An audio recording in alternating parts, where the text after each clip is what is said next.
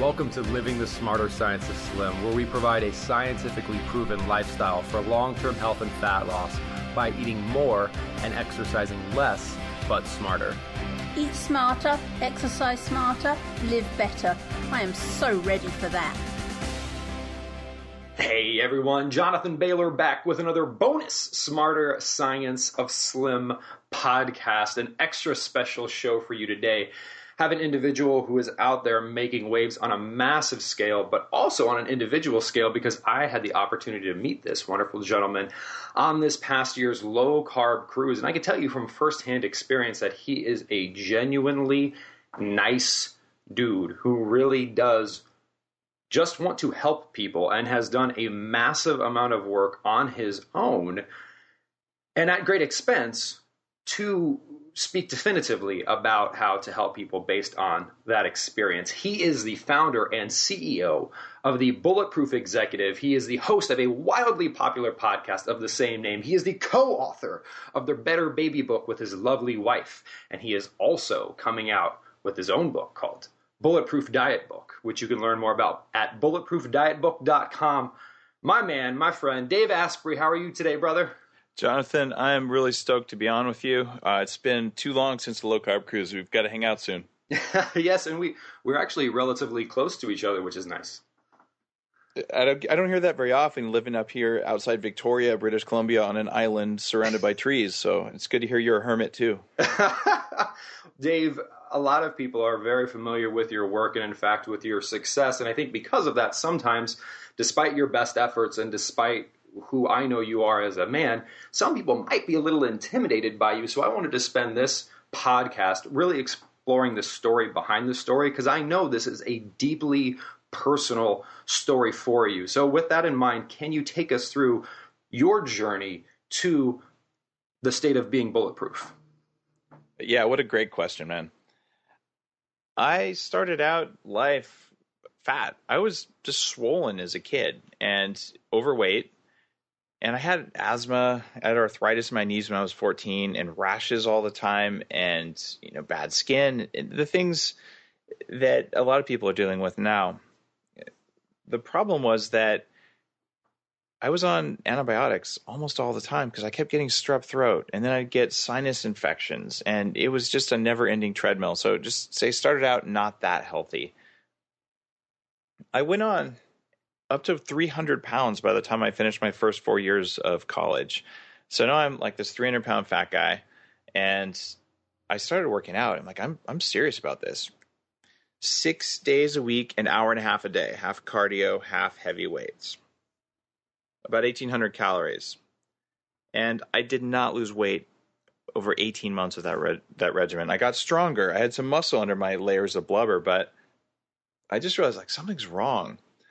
So I cut gluten out of my diet accidentally. This is, mid-90s. No one talked about gluten back then. And it was because I decided I was going to try eating less carbs because I read about it in some magazine. And lo and behold, I lost 50 pounds and my personality changed in 3 months. That was kind of cool. And I was really happy about it. And then I went on to this amazing Silicon Valley career where I ended up making $6 million when I was 26 years old in the dot-com times. Of course, the company went bankrupt 2 years later, and $6 million didn't last. But man, it was nice to be able to spend on upgrading myself for a little while. And during that time, I started getting severe brain fog to the point that I'm like, God, what they told me in 7th grade is true. I was not only fat, I was getting stupid too. Like I couldn't remember meetings, and I felt like a zombie. And I measured my brain function during the day, and some days I actually kind of was a zombie. So given all that money I just mentioned that I had for a little while, I went out and I started spending money on anything that might work. And I did masses of research to the point that I run an anti-aging research group today that's been around for almost 20 years. It's called the Silicon Valley Health Institute. And for all that time, we've had some of the top researchers and physicians on the planet come in and give lectures in Palo Alto. It's been an amazing educational experience to talk with more than 100 leaders in fields like that, and to put their knowledge to work on myself, and then to have that fortunate situation in my career that let me invest in myself. I lost my other 50 pounds. I turned my brain back on. I raised my IQ by more than 20 points. And I'm not saying that to brag. I'm saying that it is possible, and it's not even that hard to get 10 points. So all this stuff happened, and I kind of kept it to myself. I've been a Silicon Valley venture capitalist. I've been a vice president at multiple billion-dollar companies. I've even run strategy for billion-dollar publicly traded companies. And in fact, 2 weeks ago, the Huffington Post named me one of the top 100 most influential bloggers about cloud computing because of my main career in Silicon Valley. What I did 2.5 years ago is I started putting all this knowledge that I've accumulated for managing myself and the things, like my biggest secrets, the things that worked best. I started putting them online and sharing them with people, because it's not really fair that I was kind of randomly lucky in right place, right time, and some skills. And I had all this money and time and ability to upgrade myself that way. So I thought, well, what if other people who are struggling with the same stuff that I am, like, what if they had the ability to upgrade themselves too? It's a matter of knowledge. It's not a matter of willpower. So by showing people the things that work fastest for the least amount of effort, maybe I could help a lot of people. And that's what made me start writing. I didn't start the Bulletproof Executive to start selling coffee or to make a lot of money. I started it to help a lot of people. And I started creating things that I couldn't buy, that I wanted for my own performance. And it turns out there is a market for things that make you feel awesome that actually work. Like, who would have thought? So that's kind of the story in a nutshell. Dave, and that journey, correct me if I'm wrong, has also continued, because recently we spoke briefly about your collaboration with your wife on the Better Baby book. You continued this journey of upgrading yourself to create new life. Is that accurate? That is accurate. When I met my wife, she's a Karolinska-trained physician. She had polycystic ovary syndrome, which basically means you're infertile. She was 35, and we wanted to have kids. So I put together a program using the ideas that I've been working on for years around anti-aging, but not just reducing aging, but increasing human performance. Fertility is one of the best markers of your health. If you're not healthy enough to reproduce and you're still within the normal age for doing that, there's something seriously off biologically. So the anti-aging techniques, it turns out, work really nicely for fertility. Using the programs that I put online for free now, we were able to reverse her polycystic ovary syndrome. And we had one child at age 39, one at 42, with no fertility treatments. And Lana now runs a fertility consulting practice where she helps people over Skype understand what they should do lifestyle-wise, stress-wise, nutritionally, in order to get pregnant, in order to turn fertility back on without doing IVF or resorting to kind of dramatic pharmaceutical or surgical intervention around fertility. And these techniques work. They work really well. And I mean, I have 2 wonderful kids who are extraordinarily healthy because of it. So this is a program I did for my own kids. I was concerned that if we could get pregnant, that they would have autism, because it runs in my family. And I even had all the symptoms of Asperger's syndrome till my mid-20s. People don't really recognize me sometimes now.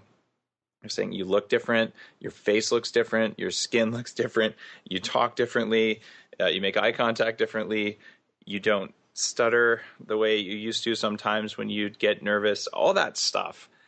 It's totally hackable. And I'm really grateful that we were able to improve our own lives so that we could reproduce and have wonderful kids. And that's what the book is about. I wrote that book before I wrote anything else, because you have the most leverage when you start before you even get pregnant. If your mother was extraordinarily healthy when she got pregnant with you, your life is going to be much easier than if your mother was struggling with her health and then got pregnant. And I'm all about leverage. Dave, 2 of the many things that I think we can attribute your wonderful success to, and it is wonderful because you are helping so many people, is, as you've mentioned a few times, and as we can just see by your life, you live what you preach. So you serve as a personal example, and you're focused on things that work. And if they don't work, you throw them by the wayside, and correct me if I'm wrong, but you let results be your guide. So Dave, why is it, do you feel, I mean, so much of what you do is so contrary to the quote unquote conventional wisdom, but the conventional wisdom doesn't work, hasn't worked, continues to not work, but continues to be held up as gospel. How can something that is untrue scientifically and doesn't work practically continue to be talked about when there is so much evidence and concrete examples like you to the contrary? The core of our problem is that there is not a quantitative way today to measure the quality of your wellness or your health. It's one thing to say, I fed this chemical or this food to this person and they ate more of it or they ate less of it. If they ate more of it, they must like it. It must be good. Let's make more of that. So we end up making decisions with that kind of logic. If we had a needle that said, okay, every time you do something, is that good for you or bad for you? Most people, most of the time, would choose the good for you needle and quality of life would improve. However, since half the recommendations out there are for things that you'll do more of that aren't necessarily good for you because we don't have that measure, we end up getting bad advice that self-replicates. Here's an example. You're at a restaurant. You think, wow, I want to sell more food, so I want to make the food people like the most. I'll add this spice mix to the food. Now, the spice mix doesn't even say on the label that it's 74% MSG, but it is. And the biohacker in me knows that MSG is going to cause cravings for sugar to help your body have more mitochondrial energy to suck that extra glutamate out of your synapses so your synapses don't effectively burn out. So from a restaurant owner perspective, I put the spice mix in, people ordered more. They clearly liked it. I'm going to put more of that spice mix in next time. Not understanding that he's put people on a treadmill of blood sugar spiking, blood sugar cratering. Not understanding that, yeah, you sold 30% more dollars and you sold dessert to most people because you caused a craving with what you put in the thing.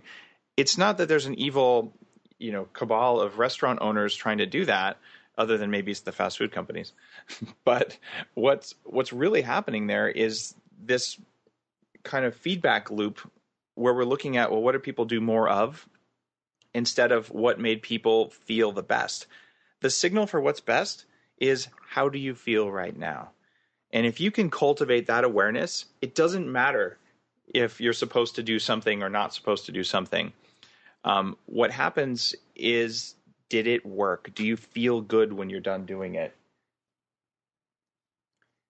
But Dave, how have you found to get people to have that inner compass? Because it seems like the diet and exercise world, if there is any example of people looking for the just give me the blueprint or just give me, again, that external focus, someone else tell me what to do and tell me what's good or bad, versus what I heard you just say, which is the only person who can tell you if something is good or bad due to the absence of that needle is yourself. It's kind of funny. You've got to develop trust. And I mean, if I'd learned to trust myself, I would have known very well that when I was a raw vegan, that it probably wasn't working. And actually, I did learn that kind of quickly. I was a raw vegan for about 4.5 months. And the first 3 months, I felt amazing and lost some weight and it was good. And then I started to get weaker and weaker. And I did trust my getting weaker and weaker, but I had to go pretty far down. I developed new food sensitivities and probably did some damage to myself that way before I caught it.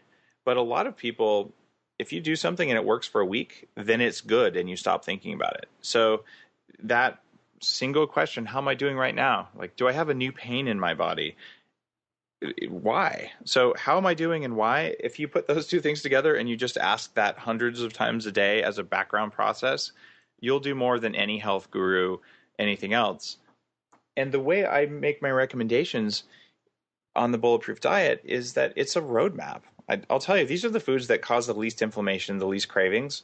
Try eating those. And once you do that, try eating ones that cause more inflammation and see how you do, because you may tolerate them really well. And because most people, frankly, suck at being aware of the state of their mind and body, I also have an iPhone app. It's called Food Sense. And this app uses changes in your heart rate after you eat to tell you if you just ate something that's effectively kryptonite for you.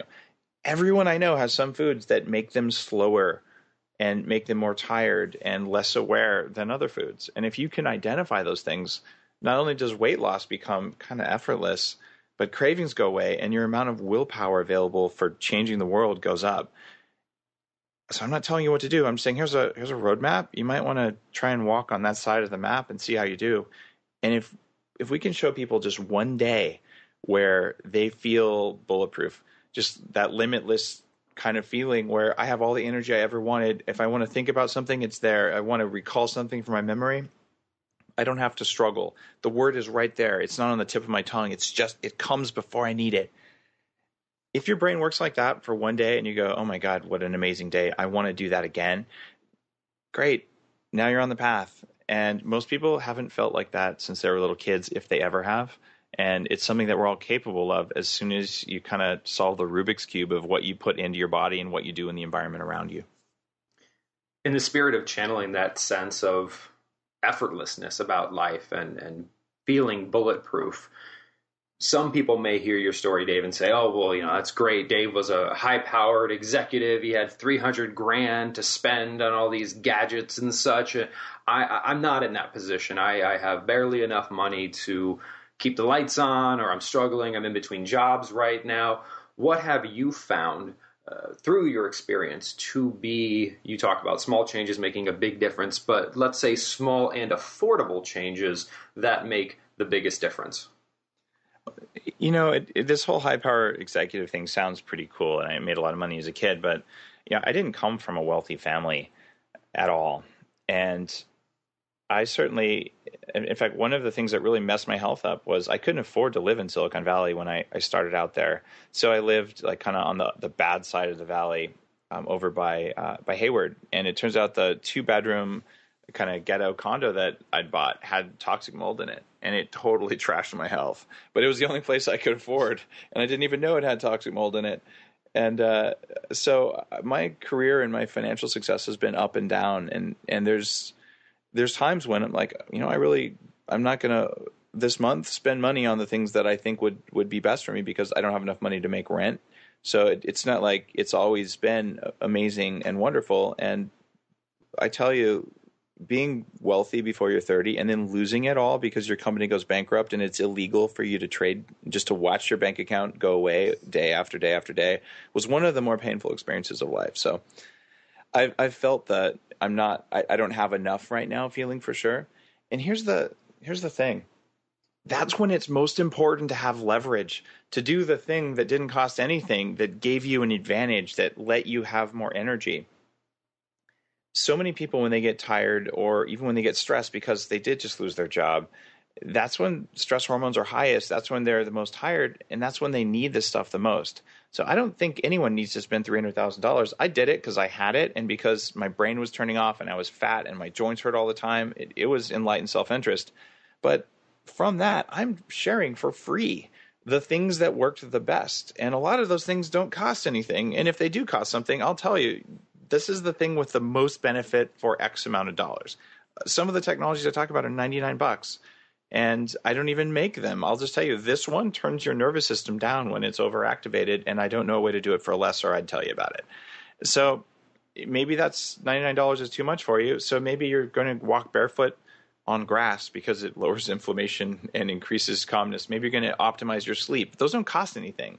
They just help you. And all that info is free on the site. Like, there's 250,000 words up there. So it kind of bothers me when people say, you're doing this all to make money or something. What I'm trying to do is keep people from wasting the $300,000 that I spent. Because honestly, probably only 100,000 of that really moved the needle. The rest of it was more data collection and experimentation and figuring out what didn't work or didn't work very well or wasn't sustainable and things like that. So there's not a call for you to spend your life's savings on upgrading yourself. It's a call for you to spend your attention on upgrading yourself.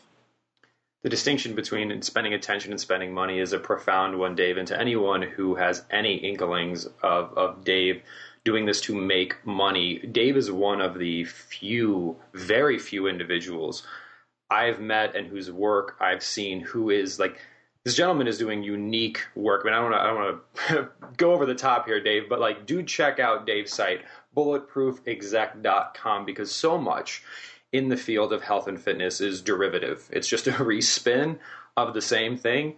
Dave is not doing that. Dave has got some amazing, very unique, very cutting edge content, and it's exciting stuff. It's not for everyone, but it is exciting stuff for those who it does appeal to. And as you can tell from our dialogue today, a very wise man who has his heart in the right place as he provides this unique and empowering information. Dave, what's next for you? In the next few months, I'm launching the Bulletproof Diet book. And the Bulletproof Diet has been trialed on hundreds of thousands of people. My blog, The Bulletproof Executive, has now reached the top 23,000 websites on Earth, and millions of people have seen it. And I put down the very latest research that goes into the diet into a book that explains why all of this stuff works and exactly how to go about using your food as a way of improving your performance cognitively. And when you do that, the inflammation and things just turn off. So check out bulletproofdietbook.com. You get the incredibly detailed infographic that tells you the basic diet. And the first chapter of the book, as soon as it's done, that will come to you for free when you sign up for free. Just give us your email address and we'll keep you up to date on the book. You'll also have the ability to help me know what to put in the book over the next 3 months. So that's bulletproofdietbook.com. And listeners, if you are in the process of or expect to be in the process of creating new life, Dave, what was the name of that book again? The Better Baby Book. You can go to betterbabybook.com. There's 1,300 references that went into that book. I did it for my own kids. It's the real deal. And then, of course, you've also just produced a 18-hour comprehensive course on the Bulletproof lifestyle with Creative Live, which folks can search for on the web, correct? Yes, just search for the Bulletproof Life on Creative Live. And if this podcast was cool for you, there's a lot more where I just share the stuff that's worked the most for me in a structured format, lots of extra materials, but you can upgrade yourself pretty dramatically with that kind of info. I love it. And then, of course, the umbrella over everything, bulletproofexec.com. Today's guest, Dave Asprey. Dave, thank you so much for sharing your wisdom with us today. Jonathan, thanks for your show. Listeners, I hope you enjoyed this wonderful conversation as much as I did. And please remember, this week and every week after, eat smarter, exercise smarter, and live better. Chat with you soon. Wait, don't stop listening yet. If you like the podcast and if there's other ways we can help you, please join us in the Smarter Science of Slim support group, which is freely available at the Smarter Science of Slim website, smarterscienceofslim.com. There you'll find all kinds of free recipes and success stories and just all kinds of fun stuff, like how to help your kids go sane and just great community content. And just one last thing before you go, if you wouldn't mind heading over to iTunes and up onto Amazon.com and leaving us a review, and then going over to Facebook and liking us, we would hugely appreciate it.